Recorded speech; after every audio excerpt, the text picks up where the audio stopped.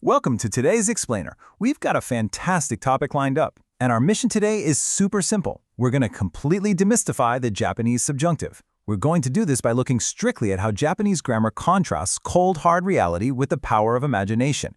No fluff, just the exact patterns you need. Let's dive in. Here's our roadmap for today. 1. What are unreal conditionals? 2. Present unreal. 3. Past unreal. 4. Mixed conditionals explained. And 5. Expressing wishes and regrets.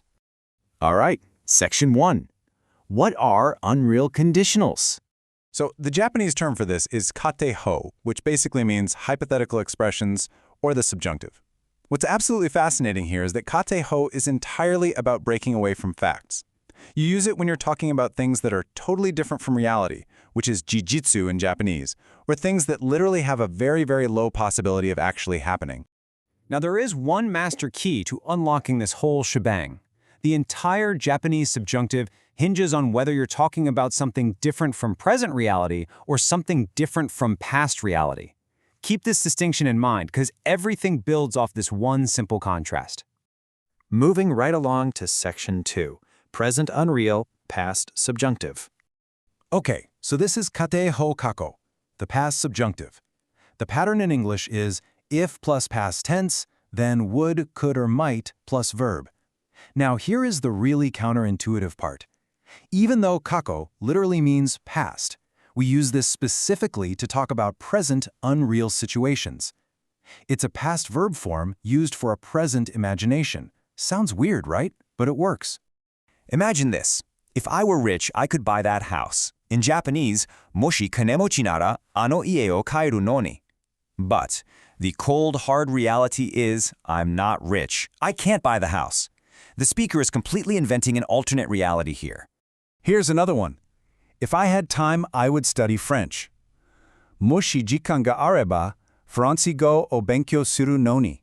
The reality? I simply don't have time. By using this form, you're beautifully communicating not just a desire, but the factual limitation that's stopping you. Real quick, just a brief clarification on a strict traditional English grammar rule. The verb be becomes were, regardless of the subject.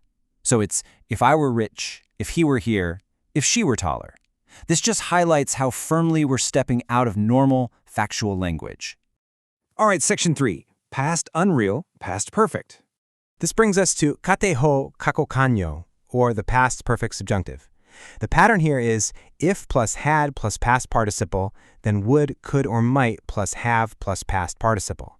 We use this slightly more advanced-looking form exclusively to talk about past facts that just didn't happen.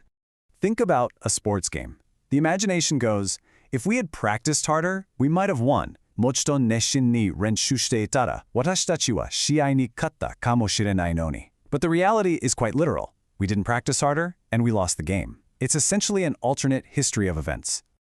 Let's jump to Section 4. Mixed conditionals explained. We call this the mixed conditional. It combines the past perfect subjunctive with the past subjunctive. Meaning, if something in the past had been different, the present reality would also be different today. We're directly linking a past cause to a present result. It's like a giant puzzle coming together. Let's look at how cause and effect actually work here. First, there's a past cause. Say you'd missed the train. This leads directly to a resulting present reality. You would not be here right now. Putting it all together, if I had missed the train, I would not be here now. Moshi densha ni nori okurete itara, watashi wa ima koko ni inai daro. The reality, I caught the train in the past, so I am factually here right now. You're combining an unreal past to explain an unreal present. Pretty neat, right? Finally, Section 5, expressing wishes and regrets. So, I want to pose this question directly to you.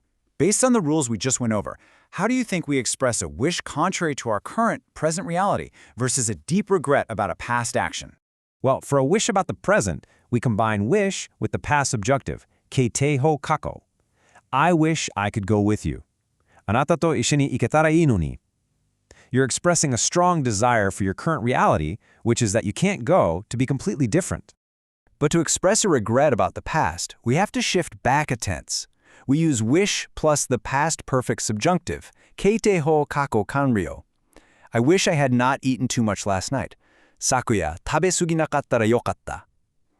Adding the past perfect subjunctive immediately turns a simple wish into a clear, painful regret about an action that already happened in reality. Okay, if you take away absolutely just one thing from this explainer, let it be this golden rule. The word kakol, or past, in these grammar terms does not mean past time. Actually, scratch that. It never means past time here. It only means past verb form. Grasping this distinction is literally the master key to the subjunctive.